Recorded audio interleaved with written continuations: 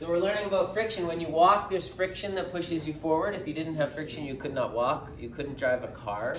When the car tire hits the road, your tire's pushing backwards, and the friction of the road is pushing the other way.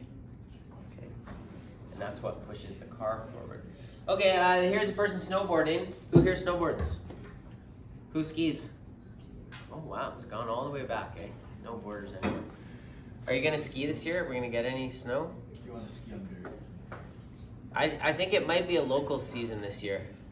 Yeah. Which means like every like kind of half interested skier is gonna forget about winter, and then we're gonna get a big dump in the middle of February, and it's gonna be awesome skiing through spring break.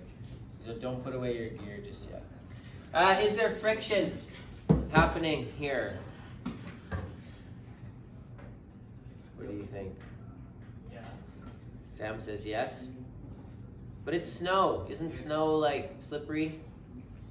Parsa, is there friction here? There has to be, right? If there was no friction, what would happen to a person turning? You slide. Yeah, you just. So it's the friction force that allows you to turn on skis. Okay, so what is friction? So friction happens whenever you have two surfaces moving past each other. But what is it? Like, why does that happen? Put your fingertips on your table and just push gently forward. The table's pretty smooth, right? But is it perfectly smooth? No, it's pretty hard to get a perfectly smooth surface. If you get down to the microscopic level of the surface, what does it look like? Show me with your finger. Is it perfectly smooth?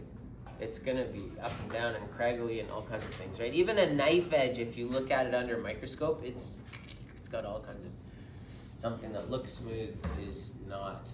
So on the microscopic level, you got little peaks and valleys and things like this. That's what friction really is. Because the thing is moving along the surface, but they're not sliding like this. So make your fist into a fist, like this, and make a little valley. Your fist is gonna come along, and when it hits the valley, what's it gonna do? It falls in, right? And then to keep going forwards, what do you have to do? Yeah, it has to move up. That's what friction really is. It's a whole bunch of little upward movements. So you fall into the valley, and then you have to push up out of it. And you fall in, and you push up out, and you fall in, and you push up out, and push up.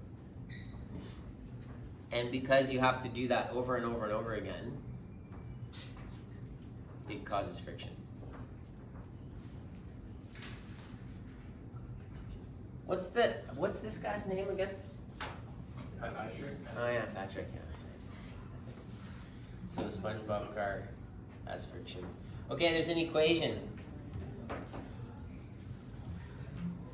It looks like this. Point to this on the wall. Good, it's up there, so you don't have to remember it. But you do have to remember what it means. You have to know what these things are.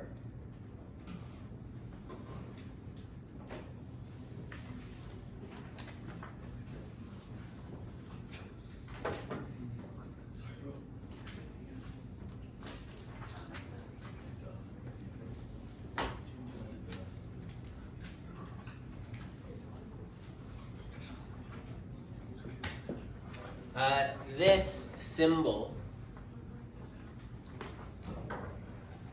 is not an M, it's not a U, it's mu. Say that with me. Good. Mu. My daughter would like this, because my daughter's really into Greek mythology right now.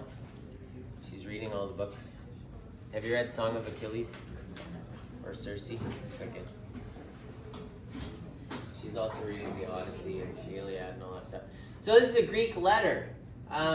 It's, you would say it, it's spelled like this. Mu. Like a cat that's in a hurry. It's back to mu. This is the coefficient of friction.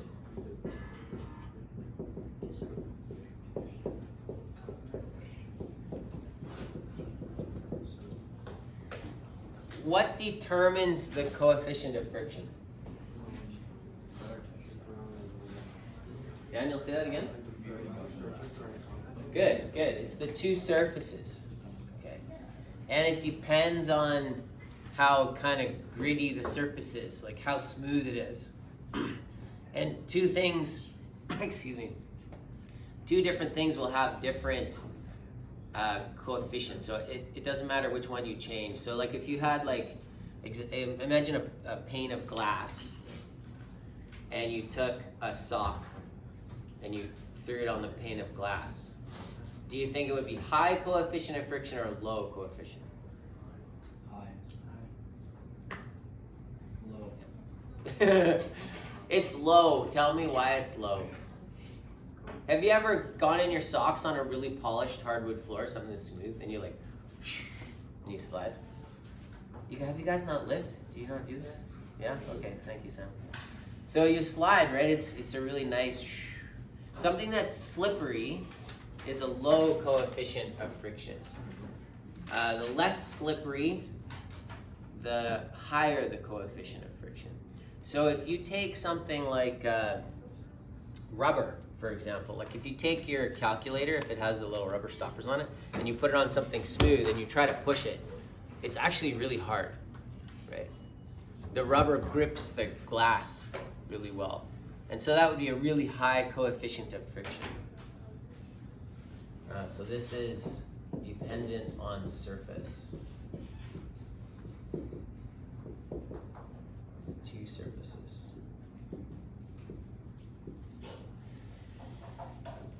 Okay, and you guys understand normal force, right? Lucas, what's a normal force? Normal force is between the floor pushing up and gravity. Exactly, perfect. Direction of gravity. Yeah, awesome. So right now, your normal force would be equal to what? Yeah, it'd be equal to your gravity. So what happens to the force? So the force of friction is dependent on mu, which is just the surfaces. That's not going to change unless your surfaces change. I'll prove that to you in a little bit.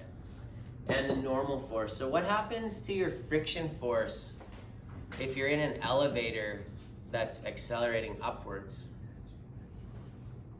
Daniel just went like this. Yeah.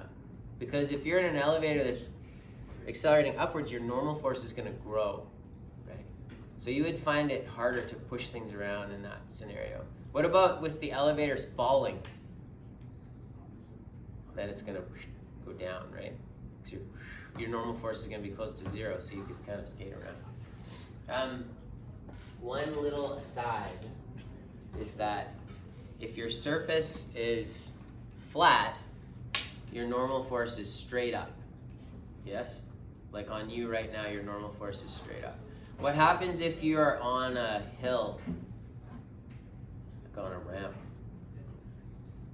Is your normal force gonna change? It's not, it's a different direction now, right? So it's this way out to the side. That's gonna kind of change your, how much this is going against gravity, right? And so when you're on a ramp, your friction is gonna go up and down because your normal force is gonna change. Because the normal force only is there to counteract gravity. You don't have to worry about that too much, but when you get to two-dimensional stuff, if you do that, let's do that. Okay, so that's the formula. Baby Yoda. I just like him. Very important. There's not much left here. Static friction is one type of friction. Kinetic friction is the other type. What do you think is the difference between the two? Sam K. One's moving. One's moving. Which one is moving? Kinetic. Good. Kinetic is moving, static is not. So if you try to push something on your table when it's not moving, it's actually a little harder to get it moving than it is to keep it moving. Once you get that thing moving, it's easier to push it along. There's a reason for this. And I have to tell you a little story. Hasti, when I was your age, we all had trucks. And we would go driving on the roads. And in 100 Mile, there was these gravel roads. And there were fences because you were driving through people's property. And everybody had cows. And where the fence would come, they used to have gates. But it was a pain because you'd have to stop the car and get out and open the gate and drive through and get out and close it again. It was right. So they made these things called cattle guards. Put your hand up if you've ever seen a cattle guard. Yeah, Lucas, where'd you see it? On a ranch. On a ranch, yeah. So you got a road, and what happens is your road is like this, and then there's a fence here, and a fence here. And your road keeps going like that. I'll draw a line on it even though it's a gravel road. It's just like fences that are like electrocuted. No, what they did was to keep the cows from going through. Like they got to keep the cows on one side and on the other side, but you wanted to be able to just drive through, right? So what they did was they dug a ditch in the road on either side. I don't know, yes. And then they put these pipes across. These big, wide pipes. And the cows wouldn't walk on them because their hooves would get stuck in between the pipe, and they wouldn't do it. They wouldn't walk on it. Now I'm telling you this because when you drive over a cattle guard, there's these big pipes. And the first time I was driving, I was 12 years old. Don't tell anybody. And my dad was like, okay, there's a cattle guard coming up. So I slowed right down, and I went over the cattle guard, and it was like, ka-kunk, ka-kunk, ka-kunk.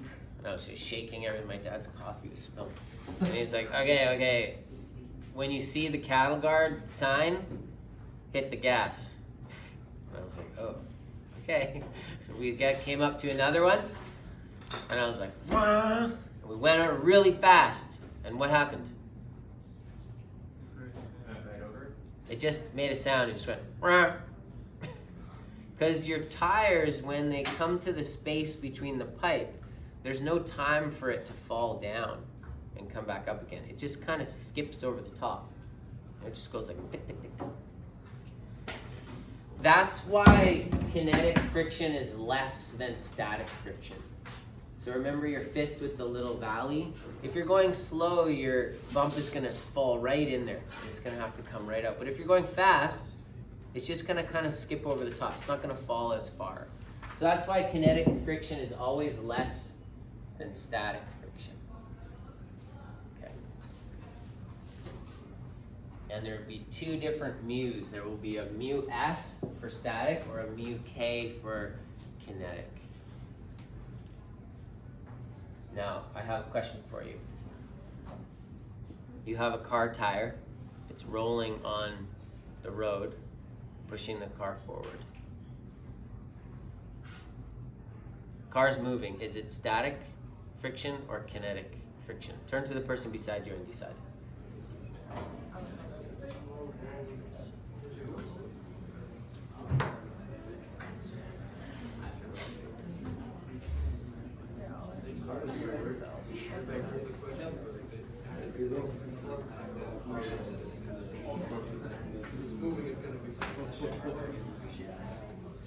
What do you think? Who thinks it's static? No one. Who thinks it's kinetic? Oh, you're all wrong. I'll tell you why. The car is moving, so I know you did well because you were like kinetic is moving, so it's moving. But watch this. It's not a car tire, so I'm sorry. But you put the wheel down here. the car is moving, right? But what about the point of the tire that's touching the road?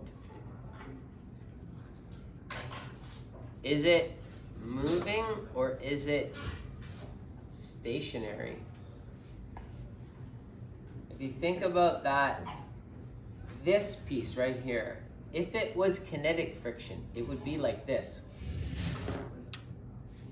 This piece of the tire would be sliding over the road, but it actually doesn't. It just comes down onto the road and then lifts up. It pushes, but it never actually slides on the road. And so a car tire on the road is actually static friction. Weird, right? Weird. That's why, and this is especially an important lesson for you guys who are driving, and because in the winter, if you're sliding, if you get into a situation where, I know this because I learned to drive on a frozen lake. My dad took me out there in my truck and I was just like, and you learn how to drive on the ice, right? Because we had ice 6 months a year. If you're on the road and you're gonna slide off the road and you hit the brakes and your car goes, and you're sliding, let off the brake. And what happens is you'll be sliding and you let the brake off and your car goes, and you actually will turn back into the road. And that's because when your car's brakes are locked up, your tire is sliding, and that's kinetic friction. And then when you let the brake off, all of a sudden you get static friction and your tire grabs and you can turn in. Have you guys ever had it where you have the ABS come on? Anti-lock braking? You'll hear this, if you're ever sliding, like if it's a rainy day and you hit the brakes hard, it'll go like brrr. That's the car going brake on, brake off, brake on, brake off, brake on, brake off.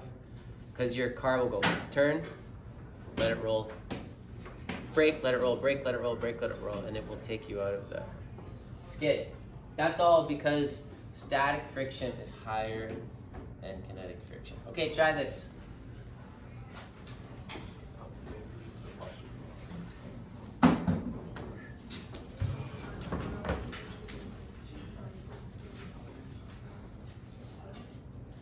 Oh, I didn't ask you the question yet. Find the force of friction.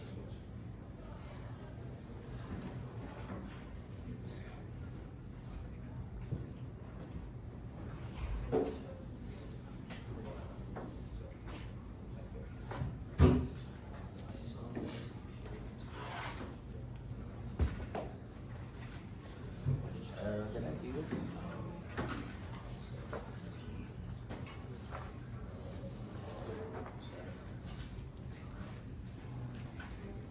So to find the force of friction, we're going to use our little formula. If you're on a flat surface, how can you find the normal force? Good. You're going to find the force of gravity, and that's mg, right? So on the flat, you can say that the force of friction is mu mg. So you just do your mass times your, mu times your mass times 9.8. This is for A. Yeah, this is for A. So you're gonna go 0.65 times 3.75 kilograms times 9.8. Should give you close to 24. 23.9, we'll say.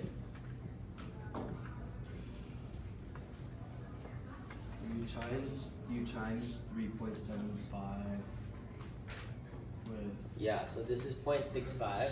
That's 0.65. That's 3.75 kilos. And then you have to multiply it by 9.8 as well. How many people got that? Good. You should all be doing this right now. Farshad, have you done this? Yes. What's your answer? It's 24.375, which would be 24. Not, you're just doing it in real time. Come on, keep up. Did you do it? Did he do it? Yeah. Reza, tell me, did he do it? What's your answer then? It's okay. Okay, did you use 10 for G? Yeah. Ah, so a little bigger. Okay, all is forgiven. Jude? What's going on with that? Is that just like a different Yeah, it's up there. Start listening. Wait, is that for A? Yes, this is for A. 23.9 newtons. It could be 24, a little bit higher. That's fine. Doesn't matter. Okay, and then how are you going to find the acceleration then? If you know the force of friction.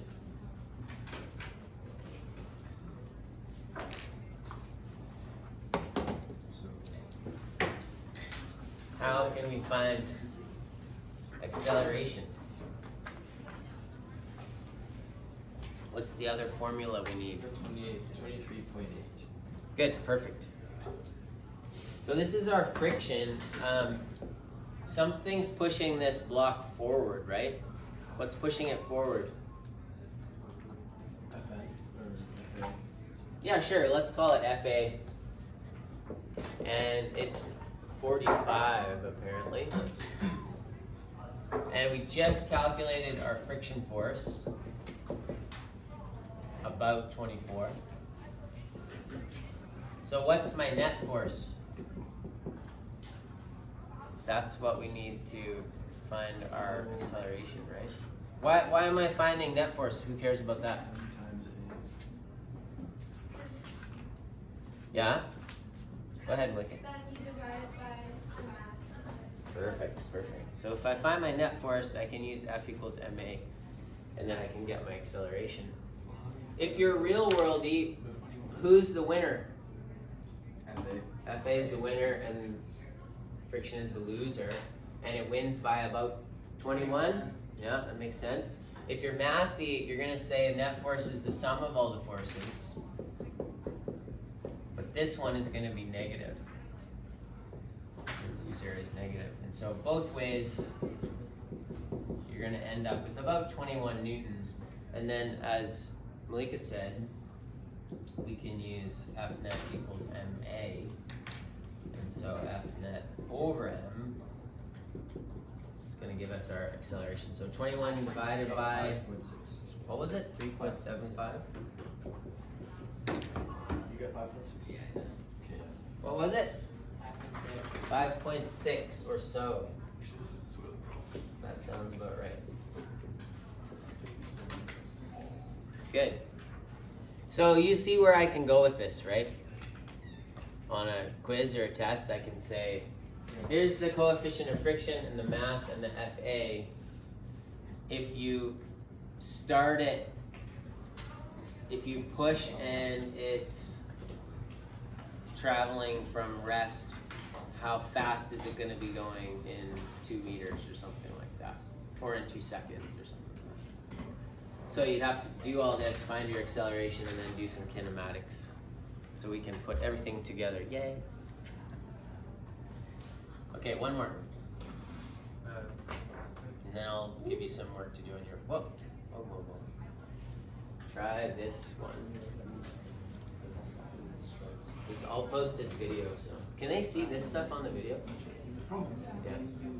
Huh?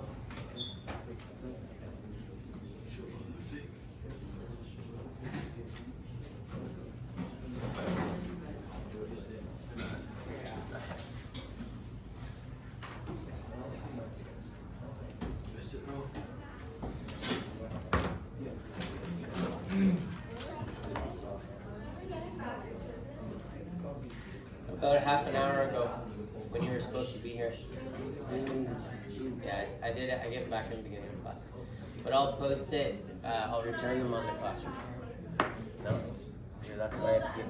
If you had brought me a Starbucks, then I would go and get it for you. You only brought yourself a Starbucks. Is that where you were late? No. I missed my bus.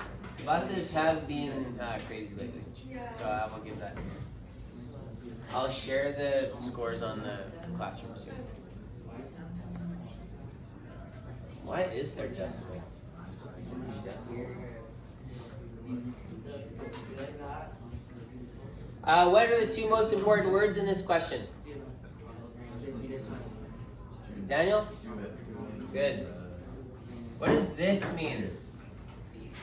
The F is 0, meaning that the acceleration is also 0. Perfect, thank you, Malika. So if F net is 0, what would you say about the two forces? 50 equal. Good. So we gotta make those two equal. So if we're pushing with this force, that's also going to be our force of friction, right? So the force of friction is equal in magnitude to the applied force. So it's gonna be 0.24. And then we're going to say that FF equals mu mg in this case, because we're gonna assume we're on a flat surface. Hard to make ice on slope. And we're looking for the coefficient of friction, so we're gonna divide by mg. We're gonna get mu.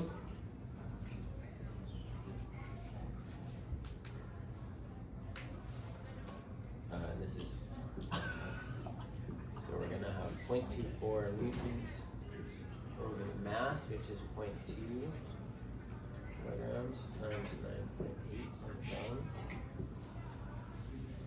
So like 0.1, 0.15 maybe?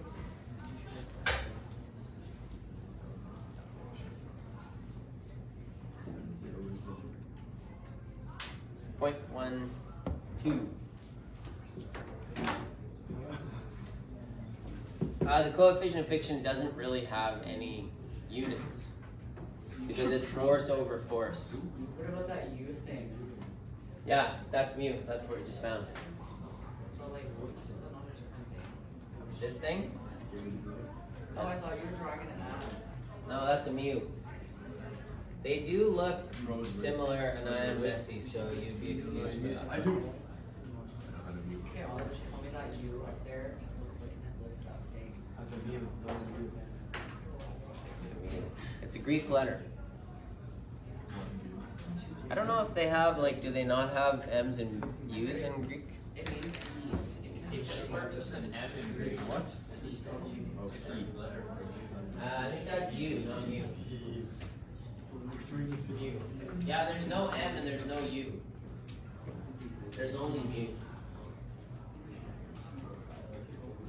How many people got that? Who got the 0.12? Good. Nice job. I'm going to give you some work to do. And also, oh wait, no, we have to do a little thing. Do you want to do the informal lab? We just did one. Or do you just want to work? Are we doing another one? I was just going to get you to explore with the blocks and the spring scales. For fun or for? Lois like, no. How about I leave it to you to do for fun? Or maybe I'll get you to do it at home. For fun. We can do for fun. Just for fun. And I'll give you some work to do. Well, no, let's do it.